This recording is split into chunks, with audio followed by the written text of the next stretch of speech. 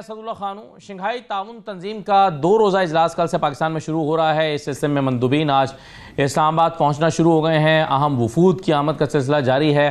चीनी वज़ीर आज़म जो अपनी पूरी टीम है, अपने वफ्द है, उसके साथ पहुंच चुके हैं।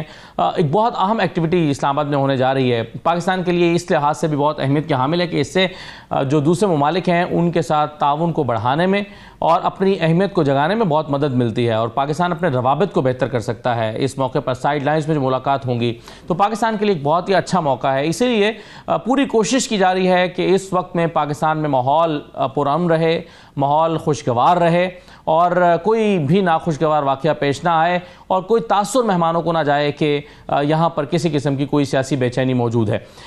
दूसरा, जब एक तरफ हम देख रहे हैं कि ये इजलास होने जा रहा है, वहीं कल मौलाना फजल रहमान आईनी तरमीम के सिलसिले में अहम तरीन मुलाकातें कर रहे होंगे। कल वो बिलावल से मिल रहे होंगे। उसके फ़ौरन बाद उन्होंने कहा है कि मैं लाहौर जाऊँगा, नवाज शरीफ साहब से मुलाकात करूँगा और उसके फ़ौरन बाद उन्होंने कहा कि मैं इस्लामाबाद आकर तहरीक इंसाफ की क़यादत से मुलाकात करूँगा।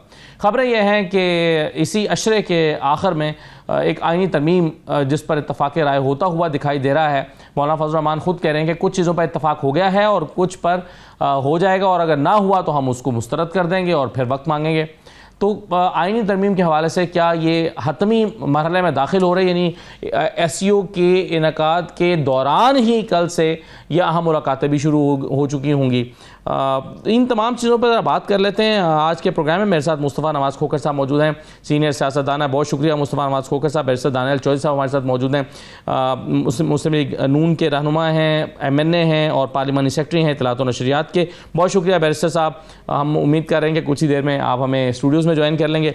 अहमद अवैस साहब हमारे साथ मौजूद हैं, पाकिस्तान तहरीक इंसाफ के रहनुमा हैं। तमाम मेहमानों का शुक्रिया। मुस्तफ़ा नवाज़ खोखर साहब, बहुत अहम इजलास जो है वो हो रहा है जिसमें हम देख रहे हैं कि पाकिस्तान के लिए ज़ाहिर है इसकी बड़ी अहमियत भी है, लेकिन आईनी तरमीम एक पाकिस्तान का एक बहुत बड़ा मसला बन गई है या मौजू बन गई है और उस आईनी तरमीम से जुड़े इस तहरीक इंसाफ के मुतालबात और कुछ अर्सा पहले हमने देखा था एहतजाज भी हो रहे थे। तो आप कैसे देख रहे हैं, क्या 2 दिन सिर्फ और सिर्फ SCO को दिए जाने चाहिए और आईनी तरमीम का मामला आगे ले जाना चाहिए या साथ साथ ये मौजू भी पाकिस्तान में ज़ेर बहस रहना चाहिए? जी शुक्रिया। मैं इस्लामाबाद का बासी हूँ। बचपन से अब तक इस्लामाबाद में हमेशा गैर मुल्की सरबराहान का, वफूद का, आमदोरफ्त का एक सिलसिला जारी रहता था, लेकिन काफ़ी अरसे से ये सिलसिला रुक गया था। इसमें कोई दो राय नहीं है कि पाकिस्तान अपनी फाइनेंशियल मुश्किलात की वजह से, पॉलिटिकल इंस्टेबिलिटी की वजह से इंटरनेशनल आइसोलेशन का एक पीरियड से गुजर रहा था। लेकिन शुक्र अल्हम्दुलिल्लाह लग रहा है कि पाकिस्तान उस इंटरनेशनल आइसोलेशन के पीरियड से बाहर आ रहा है और ये SCO का इस्लामाबाद में इजलास मुनक्कद होना पाकिस्तान के लिए खुशाइंद है और पाकिस्तान की जो फॉरेन पॉलिसी है उस हवाले से भी एक दफ़ा फिर दोबारा रेडा पे पाकिस्तान आया है और इसकी अहमियत मौजूदा जो दुनिया के हालात हैं उस हवाले से इस तरह से भी बनती है कि हम एक बहुत बड़ा कंपटीशन देख रहे हैं, ट्रेड वॉर्स देख रहे हैं between the West and emerging China जी।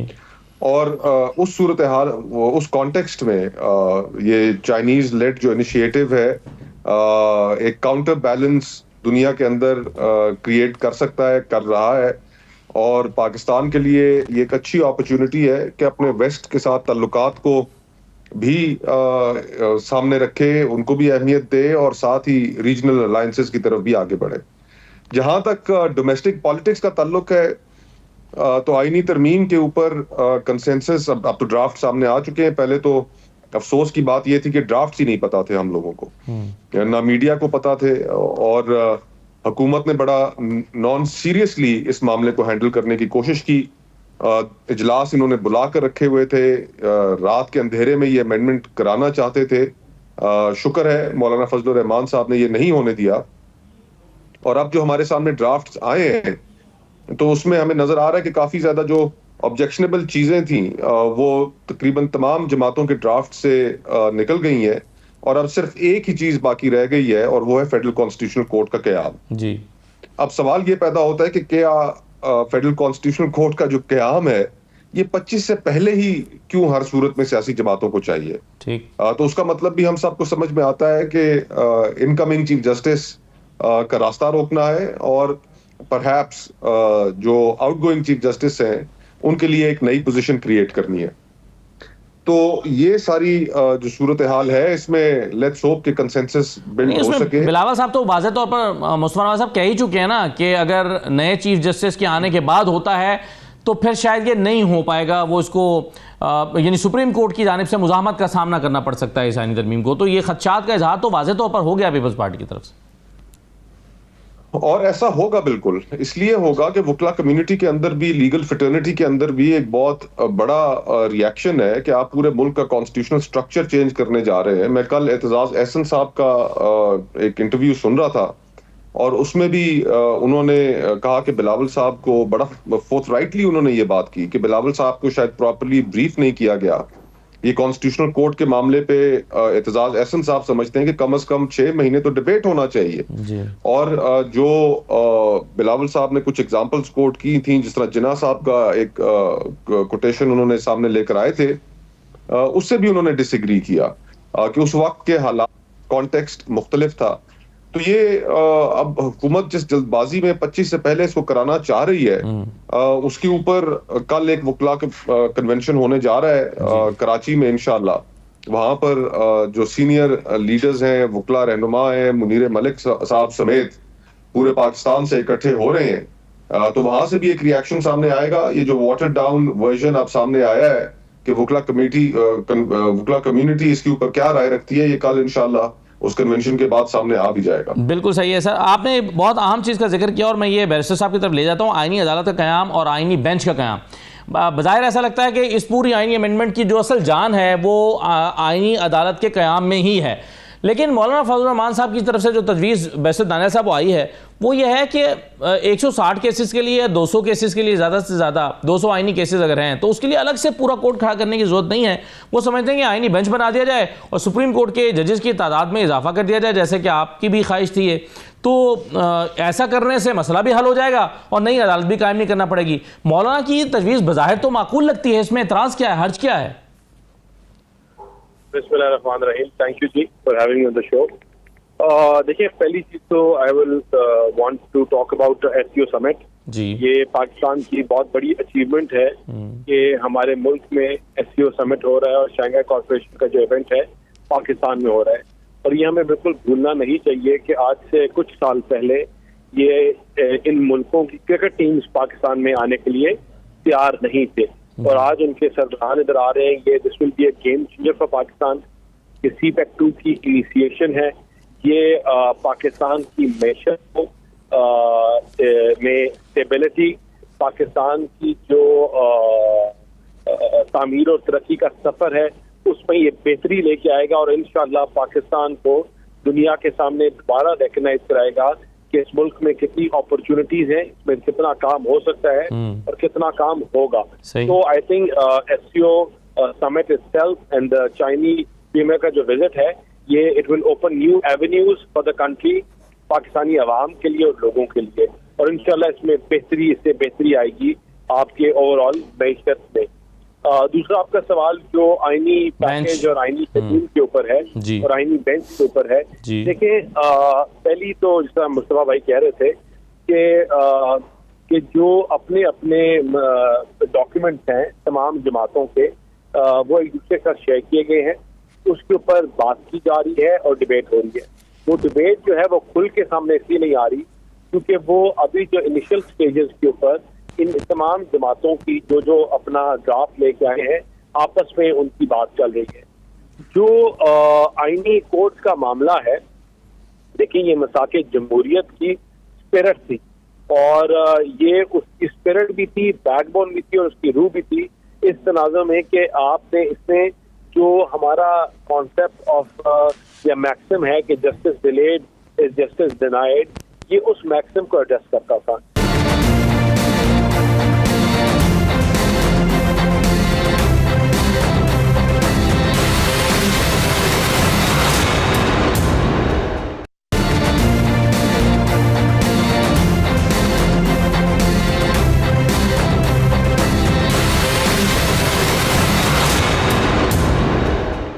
यहाँ 160 या 170 जो केस की बात हो रही है जी खाली वो 160 या 170 केस नहीं है, यहाँ 30,000 से ज्यादा केसेस हैं जो पेंडिंग है। सही है। और नहीं लेकिन सर ये जो मसला है, ये जो मौलाना ने तजवीज़ दी है, इससे मसला हल नहीं हो जाएगा जो मसला आप कह रहे हैं? एक सेकंड खाली, जी। ये जहाँ 160 और 170 केसेस की वजह से आपके जो आईनी अदालत, जो आपके कोर्ट्स हैं, वो 6 महीने एक केस के ऊपर लगाए और उसके ऊपर टाइम दे, ये मसला है। तो मौलाना साहब के सामने चीजें रखी है, हम डिस्कस भी कर रहे हैं। आईनी कोर्ट दुनिया में इट इज नथिंग न्यू, ये दुनिया के बहुत से मुल्कों में चल रहे हैं। ये तमाम पॉलिटिकल पार्टीज जो है उन्होंने इसके ऊपर एग्री किया था। कोई 25 का कोई प्रेशर नहीं है, किसी डेट का प्रेशर नहीं है। विद मौलाना इंशाल्लाह हमारी पूरी कोशिश है कि मौलाना फजल रहमान साहब को ऑन बोर्ड लेकर इसको जो कमेटी के सामने हम पेश करें 25 से पहले हर सूरत। ये मुस्मान आज़म साहब कह रहे हैं कि 25 से पहले ही करना क्यों जरूरी है? देखिए, इसको कोई जरूरी, जिस तरह मैंने कहा कि हम जिस पेस पे लेके जा रहे हैं हम उसी पेस पे लेके जाएंगे। इसके ऊपर डिबेट भी होगी, पार्लियामान के लोग डिस्कस भी करेंगे और इंशाल्लाह उसके ऊपर वोट देंगे मिलकर और फिर फैसला होगा कि ये पास होती है या नहीं होती। ठीक है, बिल्कुल सही। आपने एससीओ की बात की है, ऐसा खास प्रेशर या ऐसी कोई चीज है नहीं। बिल्कुल ठीक है। चलें, आईनी तरमीम पर आने से पहले अहमद अवैस साहब, आप भी इससे तो इत्तफाक करते हैं ना कि सफारती तन्हाई से मुल्क निकल रहा है और यही हुकूमत निकाल रही है जो आपको नापसंद है, यानी आपके मुज़ाहिरे इस हुकूमत से मुख्तलिफ इशूज़ पर बहुत सारे इख्तलाफात हो सकते हैं, लेकिन बहरहाल सफारती तन्हाई से निकालने के लिए बड़ी अच्छी और उम्दा कोशिश हुई है ये, और ये बड़ी कामयाबी है पाकिस्तान की। बिस्मिल्लाहिर्रहमानिर्रहीम। देखिए, हम तो बिल्कुल पॉजिटिवली सोचते हैं और पाकिस्तान की खैरख्वाही जो है वो हर शख्स का मतमा नजर भी है। जी जी कहिए। पाकिस्तान है इस स्पेल में जहाँ फंसा हुआ है, यहाँ से बाहर निकले और उसके लिए पॉजिटिवली सोचना इंतहाई जरूरी है। और इंटेलेक्चुअली जो डिटेरियोरेशन पाकिस्तान में हो चुकी है, चंद लोग जो अगर इससे बाहर निकलते हैं और उन्हें चाहिए, और इस मामले में ये जो एक अच्छा इस वक्त जो एक इनिशिएटिव मिला है, इसको आगे और बढ़ाना भी चाहिए। और इसके लिए इंतहाई जरूरी है कि गवर्नमेंट जो है उसको मैग्नेनिमिटी, ऑलवेज मैग्नेनिमिटी जो है वो गवर्नमेंट को दिखानी होती है। ये मामलात को और ज्यादा बेहतर सुलझाया जा सकता है कि जहाँ छोटे छोटे मामलात के ऊपर गवर्नमेंट जो है वो रोड़े ना अटकाए, ये इंतहाई जरूरी है। तो इसलिए मैं तो यही कहूंगा कि यहाँ पर भी आपको ये कॉन्स्टिट्यूशन अमेंडमेंट के हवाले से भी मैं ये बात करूंगा कि देखिए, ये तजवीज़ जो है अभी मौलाना ने भी की है और ये पीटीआई भी इससे पहले भी ये बात कर चुके हैं, हम लोग भी अपने, और खोखर साहब भी ये टीवी के प्रोग्राम्स के अंदर में ये बात होती आई है कि देखिए, अगर 160 170 सारी कॉन्स्टिट्यूशन पिटिशंस हैं तो इनके ऊपर आप इतनी तवज्जो दे रहे हैं। लाखों केसेस जो हाई कोर्ट्स में और सबऑर्डिनेट जुडिशरी में पेंडिंग है, उसके ऊपर क्यों पाकिस्तान के अवाम तो सफर उससे कर रहे हैं। ठीक है, उसके ऊपर तवज्जो ना देना जो है ये बड़ी ही जो है तकलीफदेह बात है। और यही वजह है कि हम यहाँ पे जो इस डिटेरियोरेशन का शिकार हो चुके हैं, अब तक हम इन बातों को भूल जाते हैं। यहाँ पे तो आप देखिए कि हमें चाहिए कि जब भी इस at the helm of affair जो लोग आए, वो डिस्पैशनेट होके अपने सेल्फ को माइनस करके पाकिस्तान को मजबूत बनाने के लिए और रियासत को मजबूत बनाने के लिए इकदाम करें। और वहाँ पे ये छोटी छोटी बातें कि जी वो जेल में हैं तो वो उनको सही है। डॉक्टर पिछले दिनों जब मौलाना फजल रहमान साहब से मुलाकातें पीटीआई की भी हो रही हैं, तो पीटीआई ने, मौलाना फजल रहमान ने पीटीआई के वफ़द से कहा था आप बेफिक्र रहें, आप महफूज और मजबूत हाथों में हैं। तो उससे तो ऐसा लगता था कि पीटीआई के मौक़िफ़ से इत्तफाक करती है खुद मैं यही बात मौलाना फजल रहमान साहब। लेकिन एक चीज़ में बिल्कुल जी बिल्कुल सही है। मैं अहमद साहब वापस आता हूँ, लेकिन मुस्तफ़ा नवाज़ खोखर साहब, अभी जब दानियाल चौधरी साहब कह रहे थे कि ये तो मिसाक़े जमहूरियत में था, तो आप मुझे महसूस हुआ कि आप मुस्कुराए हैं। पहला सवाल तो ये कि आप क्यों मुस्कुराए इस बात पे, और दूसरा ये है कि आप बतौर कानूनदान या माहिर कानून के आप कैसे समझते हैं कि ये जो आईनी बेंच का क़याम है, इससे भी मसला हल हो जाएगा? जी शुक्रिया। मेरे भाई ने उस वक्त एक कमेंट किया था कि चार्टर ऑफ डेमोक्रेसी का जो स्पिरिट था वो कॉन्स्टिट्यूशनल कोर्ट का कयाम था। तो मैं इस बात पे मुस्कुराया कि चार्टर ऑफ डेमोक्रेसी का जो स्पिरिट था वो तो कुछ और था। उस वक्त के जो मखसूस हालात थे, मुल्क में एक डिक्टेटरशिप थी और तमाम पॉलिटिकल जमातों के सरबराहान ने बैठकर ये बात तय की कि हम इस बात का आदा करते हैं कि हम जब भी दोबारा हुकूमत में आएंगे तो हम कभी इस्टेब्लिशमेंट की मदद लेकर नहीं आएंगे और इस्टेब्लिशमेंट की मदद लेकर कोई अपोजिशन पार्टी हुकूमत नहीं गिराएगी। तो उसके अंदर तो और भी बड़ी शिकें हैं ऐसी जो इस्टेब्लिशमेंट के रोल के हवाले से चार्टर ऑफ डेमोक्रेसी के अंदर दी गई हैं। तो जो स्पिरिट था चार्टर ऑफ डेमोक्रेसी का वो तो कुछ और था। और अगर चार्टर ऑफ डेमोक्रेसी की आप कॉन्स्टिट्यूशनल कोर्ट के हवाले से शिक उठा लें तो उसमें लिखा हुआ है कि कॉन्स्टिट्यूशनल कोर्ट सिर्फ 6 साल के लिए उसका क़याम अमल में लाया जाएगा, क्योंकि उस वक्त एक डिक्टेटर था। तो ये सोचा गया कि उसके रुखसती के बाद जो कॉन्स्टिट्यूशन के अंदर जो मिलावट हो चुकी है, जो वायलेंस कॉन्स्टिट्यूशन के ऊपर कमिट की जा चुकी है, तो उन चीजों को ठीक करने के लिए 6 साल के लिए कॉन्स्टिट्यूशनल कोर्ट की जरूरत होगी और उसके बाद उसको खत्म कर दिया जाएगा। तो चार्टर ऑफ डेमोक्रेसी तो ये कहता है। लेकिन इस वक्त जो हम देख रहे हैं कि 25 तारीख से पहले लेकर आने की जो हुकूमत की जिद है जी, वो सिर्फ और सिर्फ इस चीज पे मबनी है कि हम एक इनकमिंग चीफ जस्टिस का रास्ता रोके, कॉन्स्टिट्यूशनल नया स्ट्रक्चर मुल्क के अंदर लेकर आए कि जिसके तहत हम अपने मनपसंद के जजेस को अपॉइंट करें और जो जुडिशरी है उसको एग्जीक्यूटिव के ताबे करें। अब ये जो सूरत हाल है ये किसी भी तरीके से काबिल कबूल नहीं है, ना ऑपोजिशन की जमातों को, ना लीगल फिटर्निटी को। अब उसके अंदर जो आप कई ऐसी चीजें हैं कि जजेस की अपॉइंटमेंट का प्रोसीजर जो रखा गया है वो बड़ा कंट्रोवर्शियल है। फिर उसके बाद जजेस की ट्रांसफर इधर से उधर कर देना, दूसरे सूबों में कर देना, वो एक बड़ा कंट्रोवर्शियल काम है। तो आप तो एग्जिस्टिंग सुप्रीम कोर्ट को सिर्फ एक अपेलेट कोर्ट के अंदर तब्दील कर देंगे और वो सुप्रीम कोर्ट तो अपनी जगह पर रहेगी ही नहीं। तो ये सारी चीजें बहुत तशवीशनाक हैं, बड़ी तशवीश तलब है। नहीं तो आपके ख्याल में तो मगर आप समझते हैं सर कि जो मौलाना की तजवीज है वो काबिल अमल है और उससे ये जो पेंडेंसी वाला मसला है केसेस की ये हल भी हो सकता है, या आप समझते हैं कि वो भी काबिल अमल नहीं है?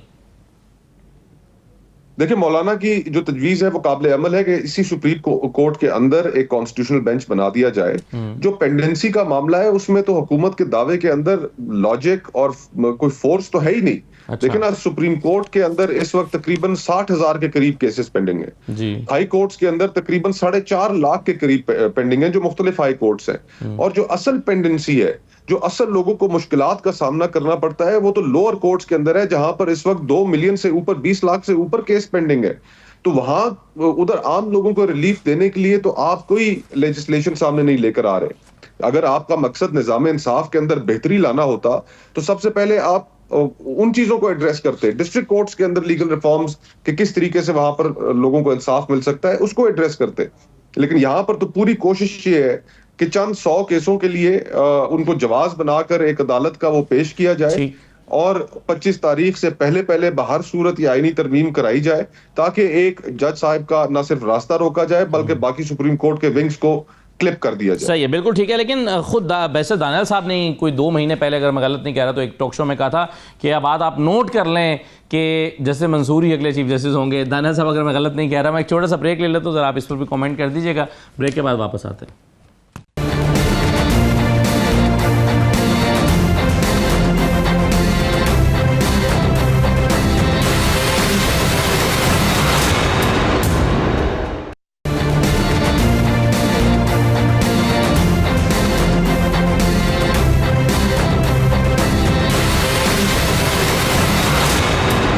दोबारा खुशामदीद कहते हैं। बैरिस्टर दानियाल साहब, 3 चीज़ें अभी मुस्तफा नवाज साहब ने कही हैं। एक तो वो कहते हैं पेंडेंसी वाला आपका जो बयानिया है इसमें ताकत नहीं है। दूसरा वो कहते हैं कि एक जज साहब का रास्ता रोकने के लिए आप जल्दी में हैं। तीसरा वो कह रहे हैं कि आईनी बेंच का जो क़याम का मुतालबा की तजवीज़ है ये बड़ी माकूल है, ये आपको पसंद क्यों नहीं आ रही? देखें जी, मुस्तफ़ा साहब मेरे बड़े भाई हैं और इनकी बिल्कुल बड़ा स्ट्रॉन्ग पॉइंट ऑफ व्यू होता है काफ़ी पॉलिटिकल चीज़ों में, which I to lot of things I agree to also. लेकिन देखें यहाँ जो इशू है वो तमाम काफ़ी चीज़ों से डिफरेंट है। यहाँ एक गवर्नमेंट का नैरेटिव है, ठीक है ना, उसमें उस नैरेटिव या उस चीज़ के ऊपर करने में कोई कदगन नहीं है, ठीक है ना। हमारी एक चीज़ सोच है और उस सोच में हमें कौन कौन सी जमात सपोर्ट करती है, दैट इज़ ऑफ क्वेश्चन। हमारे लिए सबसे अटमोस्ट इम्पॉर्टेंट चीज़ जो है वो ये है कि मौलाना साहब और उनकी जमात हमारे साथ इस टाइम पे खड़े हों और पाकिस्तान को इस आइनी बहरानों से निकालने की कोशिश करें और हम मिलकर निकालें, क्योंकि ये नहीं पॉसिबल कि आपका एक कोर्ट जब भी हो तो किसी ने आइनी शिक की अपनी ट्रांसलेशन करनी हो तो अपनी मर्ज़ी की आइनी शिक की तशरीह हो जाए या अपनी मर्ज़ी की किसी भी आइनी शिक के ऊपर बैठ के बात कर लें। जिस तरह आर्टिकल 51 और 106 की तशरीह की गई, जिसमें बड़ा क्लियर है कि आपको 3 दिन की टाइम है, आपको आइन देता है एक पॉलिटिकल पार्टी को ज्वाइन करने का। अब आपके पास किसी भी कोर्ट के पास ये पावर नहीं है कि आप आइन को रीराइट कर सके, आप उसकी इंटरप्रेट कर सकते हो। इसी तरह और जो शिक्के हैं, चीज़ें हैं जिनके ऊपर आपकी कॉन्ट्रडिक्शन आती है, जिसके आप तो देयर इज़ नो वे कि you can hold them account, not even accountable, कि आप उनको पूछ सके या आप उनसे सवाल कर सके। वाला जो मामला है, देखिए तो ना ये तो उस कॉन्स्टिट्यूशन कोर्ट में भी खतरा तो वहां पर भी मौजूद रहेगा। ये मसला तो उससे हल नहीं हो जाएगा ना। नहीं, आप जब वहाँ उससे हल इस तरह होता है कि इसमें आप खाली कॉन्स्टिट्यूशन कोर्ट का क़याम नहीं कर रहे, आप पार्लियामान को और पावर्स भी दे रहे हैं। देखें, ये पूरा जो स्ट्रक्चर है ये सेपरेशन ऑफ पावर के कॉन्सेप्ट के ऊपर खड़ा हुआ है कि हर इदारा अपनी हदूद के अंदर रह के काम करेगा। कौन सा लॉ इंटरप्रेट करता है, कौन लॉ बनाता है, कौन सा इन्फोर्स करता है। अगर इन्फोर्स वाले एप्लीकेशन के ऊपर चल जाएँ, एप्लीकेशन वाले राइटिंग के ऊपर चले जाएँ तो सेपरेशन ऑफ पावर का जो पिलर है या कॉन्सेप्ट है वही ख़त्म हो जाता है। ये जो अमेंडमेंट्स हैं सबसे पहले जिस चीज़ को एड्रेस करेंगी वो सेपरेशन ऑफ पावर के उस फ्रेमवर्क को जिसके ऊपर ये आइन खड़ा हुआ है, जिसके ऊपर ये मुल्क खड़ा हुआ है, उसके ऊपर डिबेट करके उसको हम उसके ऊपर बात कर रहे हैं। 2 महीने पहले आपका एक बयान बड़ा वायरल हुआ था आपका। जी, देखिए, आपने कहा था कि जस्टिस मंसूर अगले चीफ जस्टिस होंगे। क्या हुआ उस वक्त? इसका मतलब है हुकूमत ने तो यही तय किया था ना। आज भी देखिए, आज भी हुकूमत, देखिए जो सीनियर मोस्ट जज हैं वो जस्टिस मंसूर हैं या कोई और है, ही will be the chief justice. Government के कोई जजेस के अपॉइंटमेंट के तरीकाकार में तब्दीली ला रहे हैं ना कि तीन जजेस के पैनल में से चूज किया जाए। देखें, आपकी आज अगर मैं I am sitting as a government spokesperson कि हम बड़े क्लियर हैं कि जो नेक्स्ट चीफ जस्टिस होगा, जो सीनियर मोस्ट हैं वही नेक्स्ट होगा। जब आपकी कोई तरमीम या उसके बाद कोई चीज़ शुरू होती है तो जब वो पास होती है उसके बाद से कोई बात शुरू होती है। As of today he is, he will be. और हम कब अनाउंस करते हैं ये गवर्नमेंट का प्रोग्रेटिव है। वो 4 दिन पहले करे, 20 दिन पहले करे या 3 महीने पहले करे, मगर अनाउंस करना हमारा प्रोग्रेटिव है। अगर उसको लेट या जल्दी अनाउंस करते हैं तो इसमें कोई मगर हर्ज ही क्या है? कोई हर्ज नहीं है, कोई हर्ज नहीं है। लेकिन लेट करने में क्या हर्ज है? तब भी कोई हर्ज नहीं है। मतलब ये गवर्नमेंट का एक बहुत बड़ी इस वक्त जो बहस है मुल्क में वो खत्म हो जाएगी। नहीं, देखें, गवर्नमेंट का जो प्रोग्रेटिव है कि अगर तो हम कोई लॉ तोड़ रहे हो, कोई चीज़ ब्रीच कर रहे हो, कोई चीज़ खराब कर रहे हो तो मुझे समझ आता है। जब आपका एक तरीकाकार है कि अगर कि हमारे पास पावर्स हैं, गवर्नमेंट के पास पावर है, तो गवर्नमेंट उसको अपने तरीके से और टाइम पे बिल्कुल ठीक है अनाउंस करेगी। लेकिन इस चीज़ के ऊपर बड़ा कैटेगोरिकल हम पहले भी कह चुके हैं कि कोई ऐसा बिल नहीं आएगा या तरमीम नहीं आएगी जो पॉलिटिकल पार्टीज के साथ कंसेंसस में ना हो। कोई ऐसी तरमीम नहीं आएगी जो किसी फर्द वाहिद के लिए हो, जो फर्द वाहिद के लिए हो। जिन इश्यूज के ऊपर नहीं, हम ये कह रहे हैं कि जिस इश्यूज के ऊपर मौलाना साहब की डिसएग्रीमेंट है और हमारे और भाइयों की डिसएग्रीमेंट है, उन क्लॉजेस को हम सेकंड फेज में रख देंगे, थर्ड फेज में रख देंगे। लेकिन हमारी कोशिश ये होगी कि इस आईनी तरमीम से पाकिस्तान में स्टेबिलिटी आए, ना कि चीजें खराब हो, लेकिन अहमद अवैध साहब आगे बेहतरी की तरफ जा सके, ना कि अंधेरों में जाए। स्टेबिलिटी की जरूरत है अहमद अवैध साहब इस वक्त, और आपकी जमात उस स्टेबिलिटी में हुकूमत को लगता है कि एक बहुत बड़ी रुकावट है। आप क्यों नहीं इस वक्त मुल्क के हालात को ठीक करने के लिए, चीज़ों को ठीक करने के लिए रास्ता छोड़ के क्यों नहीं आप हुकूमत को उन चीज़ों में सपोर्ट करना चाहते जिन पर कम से कम इत्तफाक राय हो सकता है? देखिए, पीटीआई का थ्रू आउट जो है एक पॉजिटिव एटीट्यूड है, और यहाँ पर भी क्योंकि सबसे अहम जिससे पाकिस्तान का फ्यूचर बंधा हुआ है वो है पाकिस्तान का आइन। क्योंकि इस वक्त के हालात को आप सामने रखें और पिछले 2 साल से हालात को सामने रखें तो पाकिस्तान का आइन है लेकिन उसके ऊपर अमल नहीं किया जाता। पाकिस्तान में रूल ऑफ लॉ का कॉन्सेप्ट है, उसको रूल ऑफ अथॉरिटी से बदल दिया गया। ये खतरनाक और प्रैक्टिकली एक डेस्पोटिज्म है। हम चाहते हैं कि पाकिस्तान में जो सुप्रीमेसी आइन जो है वो कायम तब रह सकती है कि इंडिपेंडेंस ऑफ जुडिशरी जो है वो असल शक्ल में सामने आए, और वो रहे, उसको प्रिजर्व करना जरूरी है। हम इसीलिए ये तजवीज़ जो है इसकी तायीद करते हैं कि आप सुप्रीम कोर्ट के डिसिप्लिन में आप एक बेंच बना दें, एक्सक्लूसिवली वो बेंच जो है वो कॉन्स्टिट्यूशन मैटर को टेकअप करे, क्योंकि जो मौलाना फजल रहमान से आपका इस मामले पर मुकम्मल इत्तफाक राय हो चुका है अहमद अवैस साहब? नहीं, मेरी बात सुन नहीं हुआ अभी, इसको मैं इत्तफाक राय नहीं है। मैं आपको एक और बात बताऊं, देखिए जो अभी बात सामने आई कि जी ये जो कॉन्स्टिट्यूशन कोर्ट के बेंच, ये जजेस जो हैं वो कैसे आएंगे, उनकी नॉमिनेशन का तरीक़ेकार तो देखिए, आउटराइटली वो नॉमिनेटेड बाय द गवर्नमेंट होंगे जी। अब जब नॉमिनेटेड बाय द गवर्नमेंट होंगे तो फिर इसका मतलब है कि सबसे बड़ी अदालत आप बना रहे हैं direct under the thumb of the government. Executive control करेगी जुडिशरी को, तो वो इंडिपेंडेंस ऑफ जुडिशरी कहाँ चली? हम तो इसी वजह से हम इसका मतलब ये भी हुआ कि आप तीसरे पिलर को तो वर्चुअली गिरा रहे हैं, खत्म कर रहे हैं।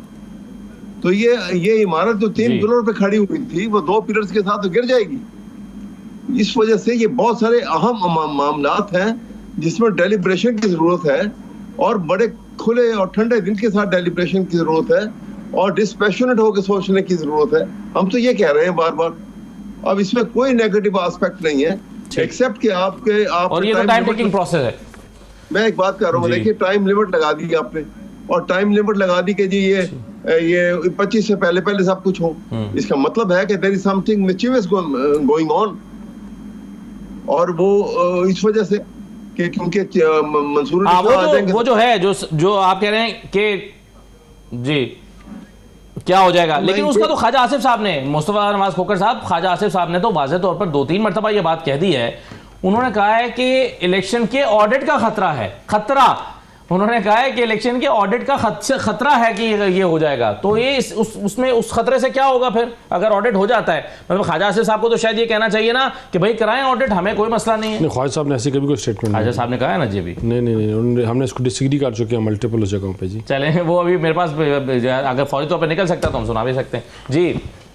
मुस्तफा साहब जी, मैंने ये 1-2 जगह और भी ये सवाल पूछा गया है और मीडिया पे कोट भी हुआ है, तो मेरे ख्याल से ख्वाजा आसिफ की इस स्टेटमेंट के बारे में कोई एम्बिग्विटी है तो नहीं। तो अगर हुकूमत को डर खौफ नहीं है और ये समझते हैं कि इनका मैंडेट बिल्कुल सही है, कोई प्रॉब्लम नहीं है उस मैंडेट के अंदर, कोई मिलावट नहीं है, ये तो इनको कहना चाहिए कि जी बिल्कुल इलेक्शंस का ऑडिट कराएं, जितने आपने 1 दफा ऑडिट कराना है 10 दफा कराना है, हम तैयार हैं।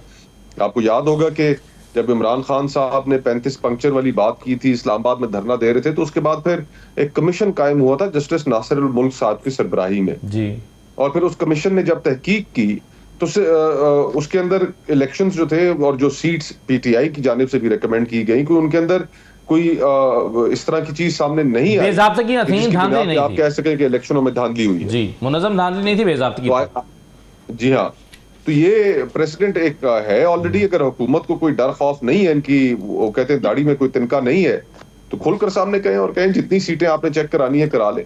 बिल्कुल कराएं जी। इसके ऊपर तो कोई, मुस्तफा बिल्कुल ठीक कह रहे हैं कि हमारा तो कोई इसके ऊपर ना कोई बहाम है, ना हमारा कोई और है कि हमने जो इन्होंने हाई कोर्ट में रिट्स की थी, इनके लोगों ने दे वर थ्रोन आउट। मतलब रावलपिंडी की 8-9 सीट्स थी, इसी तरह और थी, और जो इलेक्शन की ट्रांसपेरेंसी का प्रोसेस है उसको बिल्कुल एड्रेस किया जाए और एड्रेस हो भी, और ना तो हम we are sitting right here. लेकिन देखें, आपका मसला ये है कि ये जो हमारे जो तहरीक इंसाफ वाले भाई हैं, ये हर चीज़ के ऊपर इशू क्रिएट करते हैं, एक स्टेटमेंट, एक नैरेटिव बनाते हैं और फिर उस नैरेटिव को ख़राब से ख़राब तर करने की कोशिश करते हैं। यहाँ जो इशू है, it is not that, it has never been that. हम चीज़ों को एड्रेस कर रहे हैं, चीज़ों को एड्रेस करेंगे। इस मुल्क में देखें जो आइनी बहरान आया वो कुछ जजमेंट्स की वजह से आया, वो हमारी वजह से नहीं आया।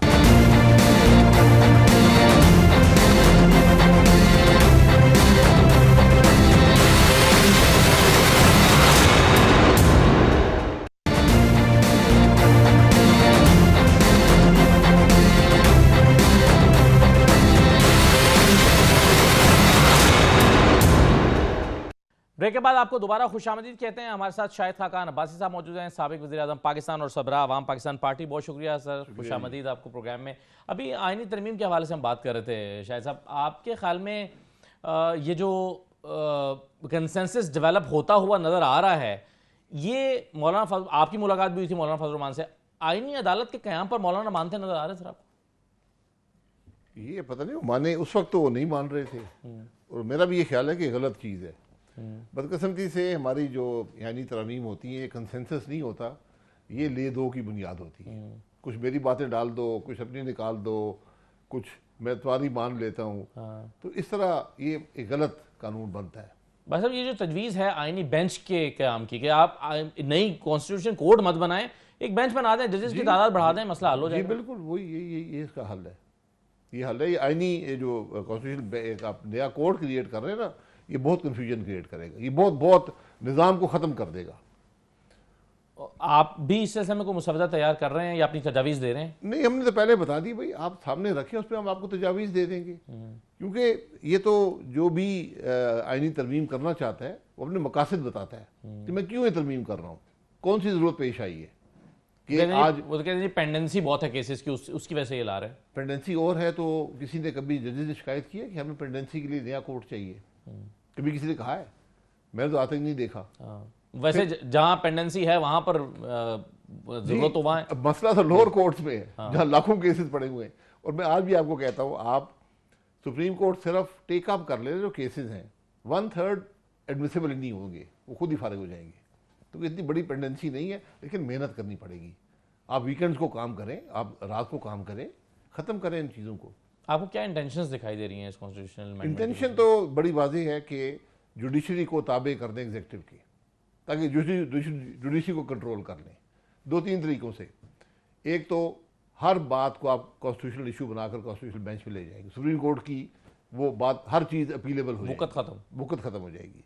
दूसरा, जो आप प्रोसीजर दे रहे हैं जजेस को अपॉइंट करने का, चीफ जस्टिस को अपॉइंट करने का, प्राइम मिनिस्टर करेगा, ये बात बिल्कुल गलत है।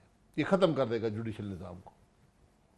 तो ये तो आईनी तरमीम अगर होती है तो ये इख्तियार कल को, यानी कोई और हुकूमत आ जाएगी फ़र्ज़ कीजिए, तो ये हुकूमत, ये जो आज PMLN है, इसके सामने एक हडल बन के पैदा हो जाएगी। ये तुम सोचते नहीं है ना, वो तो बाद में तकलीफ होती है तो पता चलता है कि बड़ी गलत बात थी।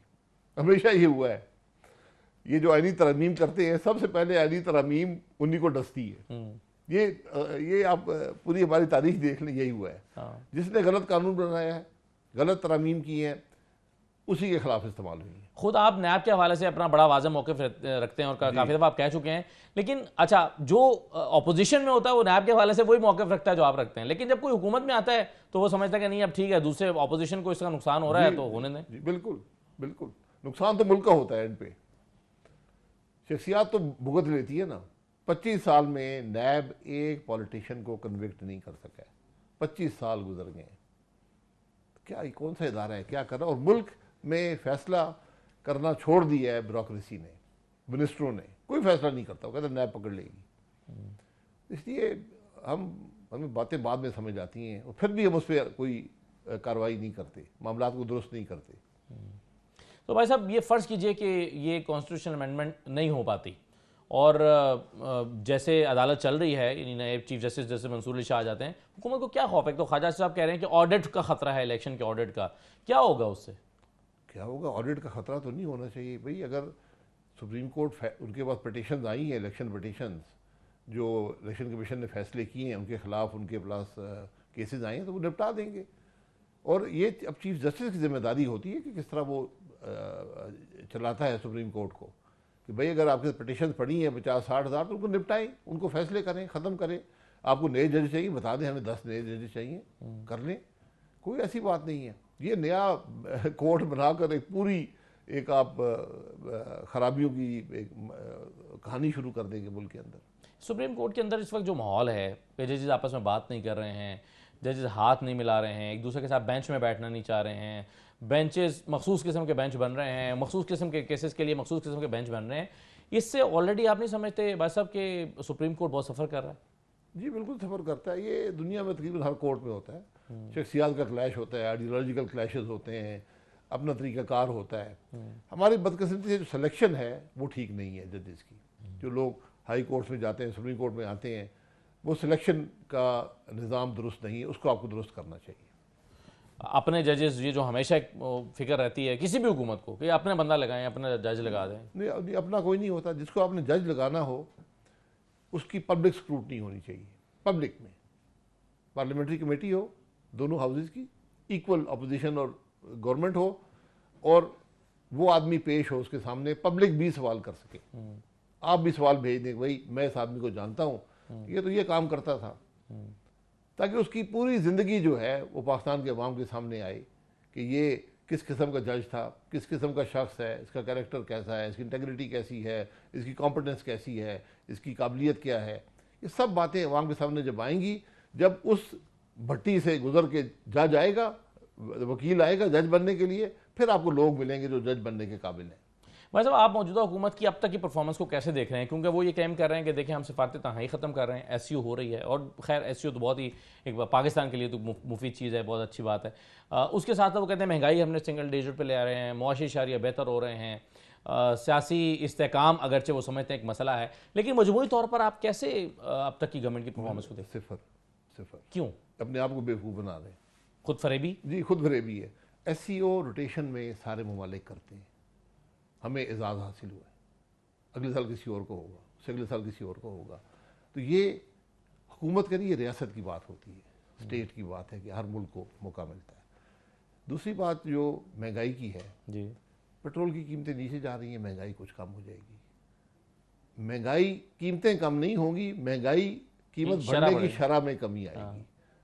तो उसमें आपकी कौन सी पॉलिसी है वो कम किया है? कि आपकी पॉलिसी ने दुनिया में तेल की कीमत गिराई है, और आपने कौन सी काम किया है? तो इसलिए हम मईशत में मईशत में ग्रोथ आई है, जॉब्स क्रिएट हुए हैं। कहाँ पे कौन सा पॉजिटिव एस्पेक्ट दिखा दें? मुल्क के अंदर इंतशार है, आप रात के अंधेरे में आईनी तरमीम कर रहे हैं, ये आपकी सोच है। एक काम हुआ नहीं, इन्वेस्टमेंट को आई नहीं, ना आएगी। अच्छा जी बिल्कुल नहीं आएगी। जो आप कर रहे हैं MOU साइन हो रहे हैं ना सऊदी अरब से सर? MOUs मेरा पाकिस्तान में MOUs ढेर लगा हुआ है। अब ढेर लगा हुआ है। देखिए, आपके पास मुल्क आते हैं, वो सीरियसली इन्वेस्ट करना चाहते हैं, सऊदी अरब भी, UAE भी, कतर भी, चीन भी, दीगर ममालिक हैं। तो वो कहते हैं यार हम पे कुछ रहम करें। जो असल मसला है एनर्जी प्राइसेस का, और जो असल प्रॉब्लम है सर्कुलर डेट का, उसके लिए आपके ख्याल में हुकूमत ने कुछ किया है? क्योंकि इंडस्ट्रियलिस्ट इस वक्त बहुत परेशान है, उसको लगता है कि उसको कम्पेटिटिव प्राइस नहीं मिल रही। नहीं किया है कि आपने दोस्त दादली से 5 IPPs को कहा है कि बस तुम तो पैसे नहीं देंगे। तो जब आप ये काम करेंगे तो इन्वेस्टमेंट मुल्क में कहाँ पे आएगी? फ़ायदा आपको 40 पैसे नहीं होने लगा उस बात का। तो आपने 40 पैसे की खातिर मुल्क की सारी इन्वेस्टमेंट क्लाइमेट को ख़त्म कर दिया है। अब कैसे मुल्क चलेगा? जो भी यहाँ पर आएगा, कोई इन्वेस्टर नहीं आएगा। क्या ये भी गलत किया है? इसमें क्या मसला है? मतलब हमें तो लग रहा है बज़ाहिर के आवाम को लग रहा है कि यार ये बड़ा ज़बरदस्त है, ये जो कैपेसिटी पेमेंट्स ये बड़ा बोझ बना हुआ था, तो चलें कुछ ना कुछ तो। बोझ बना था, आपने वादा किया हुआ है, आपने सॉवरेन गारंटी दी है। हाँ। आप कैसे किसी से ये कह सकते नहीं मैं तो पैसे नहीं देता? मैं आपसे एक एग्रीमेंट करूँ, कारोबार कर रहे हैं ना हम, सही है, मैं एग्रीमेंट करूँ आपके, नहीं मैं तो अब नहीं देता हूँ, हालात ख़राब है, मैं हालात मेरे ख़राब है, मैं नहीं देता हूँ। आपकी फिर मेरे बारे में क्या आप राय रखेंगे? तो इसका बेहतर हल क्या था? बेहतर हल ये था कि आप इसको देखें कि इशू है क्या। मसला IPPs का नहीं है। IPP पिछले साल भी यही थे, 5 साल पहले भी थे, 10 साल पहले भी थे, 20 साल पहले भी थे। मसला है डॉलर का। आज तकरीबन 18 रुपये फी यूनिट कैपेसिटी चार्ज है पाकिस्तान में। अगर डॉलर 100 रुपये पे होता, हालांकि ये सब उससे कम लगे हुए हैं, तो आज आपका कैपेसिटी चार्ज जो है वो 6 रुपये होता, 1/3 होता। आपको आज आप 110 अरब यूनिट इस्तेमाल कर रहे हैं, आपको आज 200 अरब यूनिट इस्तेमाल करने चाहिए थे, तो वो 6 रुपये 3 रुपये पे होते। 3 रुपये काबिल कबूल है ना? आपने कैपेसिटी चार्जेस क्या हैं? आपने अपनी इन्वेस्टमेंट नहीं की जी। आपने दुनिया को कहा कि आए इन्वेस्ट करें, पाकिस्तान में बिजली लगाएं, हम बिजली खरीदेंगे। हुकूमत ने एग्रीमेंट दिया, हुकूमत ने रेट दिया, वो शख्स नहीं घर से लेकर नहीं आया, आज आप मुकर गए। ये आपको कोई अकल का और कुछ नहीं मिलेगा। मैं आपको बता रहा हूँ, 18 रुपये में से बहुत आपने सब बंद कर दिए ना, 1 रुपया। बहुत शुक्रिया शाहिद खाकान भाई साहब, बहुत शुक्रिया प्रोग्राम में शिरकत करने के लिए। ये नाज़रीन आज का प्रोग्राम था, इजाज़त दीजिए, अल्लाह हाफ़िज़।